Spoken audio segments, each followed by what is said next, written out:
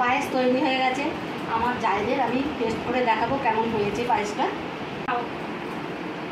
একটা করে চামচ তোলো, বেশি করে তোলো, তোলো আরো তোলো। দারুণ হয়েছে। তোলো তোলো, এর মতো পুরো বসে গেছে দেখছি। বেশি করে তোলো। সুন্দর হয়েছে। দারুণ হয়েছে। বোঝাই যাচ্ছে না কিছু। খাও, খেয়ে বলো কিছু। গাজর নাকি দিয়েছে? দারুণ হয়েছে। কিসের করেছো মেথি?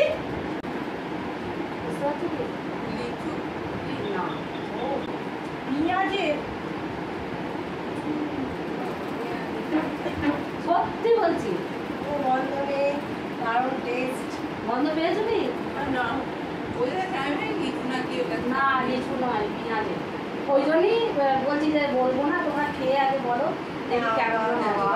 সত্যি মেয়েদের খুব হাত ভালো হয়ে গেছে আমার। নাও, একটু নাও, খেয়ে খাও। নমস্কার বন্ধুরা, স্বর্ণ সংসারে তোমাদের সকলকে স্বাগত জানাই। সত্যি এই পেঁয়াজের পায়েসটা এত সুন্দর হয়েছে খেতে, কেউ তো বুঝতে পারিনি, আর আমিও কোনোদিন করিনি, কিন্তু খুবই ভালো হয়েছে। তোমরাও আমার ভিডিওটা দেখে করে বাড়িতে একবার ট্রাই করে দেখবে, আশা করছি তোমাদেরও খুব ভালো লাগবে। ভিডিওটা না টেনে প্রথম থেকে শেষ পর্যন্ত ভিডিওটা দেখবে, ভালো লাগলে লাইক শেয়ার কমেন্ট করবে, আর চ্যানেলটিকে সাবস্ক্রাইব করার অনুরোধ রইল। চলো আমি পেঁয়াজের পায়েসটা কিভাবে করেছি তোমাদেরকে দেখাই। পেঁয়াজের পায়েস বানানোর জন্য প্রথমে লাগবে আমার পেঁয়াজ। আমি পেঁয়াজটা কেটে নেব।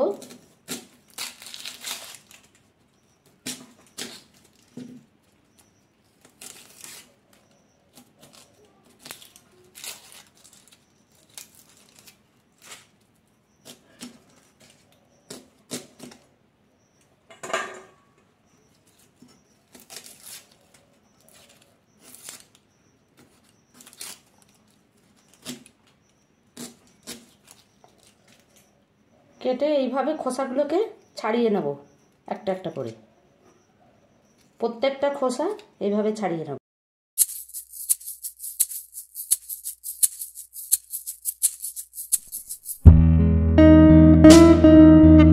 সব পেঁয়াজের খোসাগুলো ছাড়ানো হয়ে গেছে। কড়াই জল দিয়ে দিয়েছি, জলটা ফুটে এসেছে। আমি ওর মধ্যে পেঁয়াজগুলো দিয়ে দেবো। জলটা ফুটে গেছে, গ্যাসটা অফ করে এবার আমি জলটা ঝরিয়ে নেব।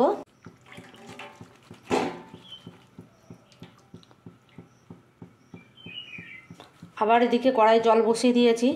আবার পেঁয়াজের খোসা যেগুলো ছাড়িয়ে রেখেছিলাম সেগুলো আবার দিয়ে দেবো, আরও একবার ফুটিয়ে নেব। আবারও জলটা ফুটে গেছে, আবার এই জলটাও আমি ঝরিয়ে নেব, নিয়ে আবার জল দেবো, আবার ফোটাবো। এইভাবে যতক্ষণ না পেঁয়াজের গন্ধটা যাচ্ছে ততক্ষণ পর্যন্ত আমি এই একইভাবে করে যাব। পেঁয়াজের কালারটা আস্তে আস্তে চেঞ্জ হয়ে যাবে, একদম পেঁয়াজের গন্ধ থাকবে না। কিন্তু পেঁয়াজের একটু যদি গন্ধ থাকে তাহলে কিন্তু পায়েসটা পেঁয়াজের গন্ধ হয়ে যাবে। সেইভাবেই ফুটিয়ে জলটা। এবার দেখো পেঁয়াজের কালারটা কিন্তু একদম সাদা হয়ে গেছে। আমার মোটামুটি 7 বার হয়ে গেছে, এটা নিয়ে আমি 8 বার করছি, মানে ফুটিয়ে জলটা ফেলবো, আর একবার করব। পেঁয়াজের গন্ধটাও চলে গেছে। দেখো এই রকম সাদা হতে হবে। আমার এটা লাস্ট বার হয়ে গেছে। এবার আমি দুধটা বসিয়ে দেব। কড়াটা ধুয়ে পরিষ্কার করে নিয়েছি। এবার আমি দুধটা জাল দিয়ে নেব।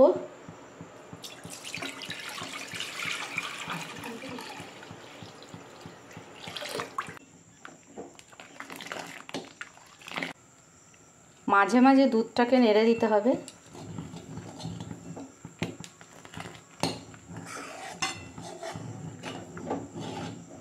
এরপর দেব 3টে এলাচ।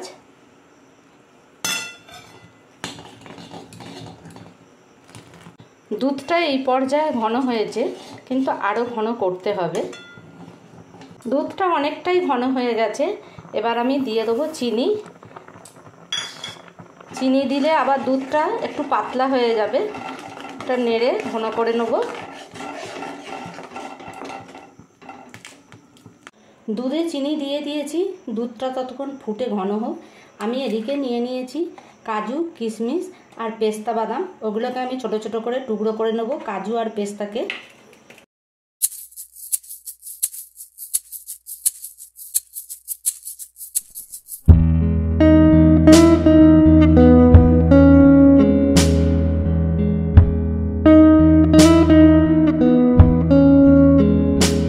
দুধটা কিন্তু একেবারেই ঘন হয়ে গেছে। এবার দিয়ে দেবো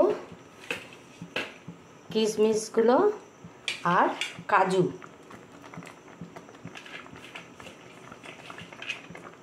দিয়ে একবার নেড়ে নেবো ভালো। পেঁয়াজগুলো যে সিদ্ধ করে বারবার জল ফেলে নিয়েছিলাম, এই দেখো এরকম সাদা হয়ে গেছে। এইবার আমি ওই দুধের মধ্যে দিয়ে দেবো পেঁয়াজ, দিয়ে নেড়ে নেবো।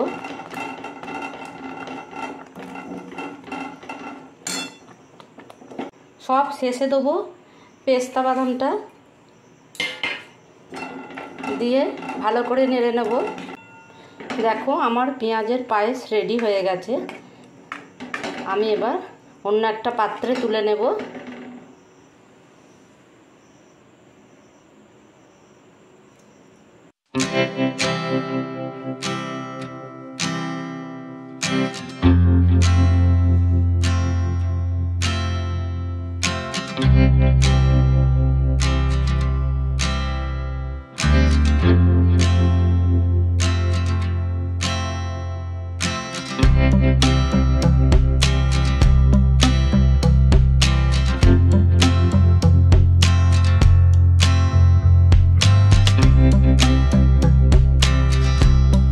একদম পেঁয়াজের পায়েস রেডি হয়ে গেছে, খুব সুন্দর লাগছে দেখতে।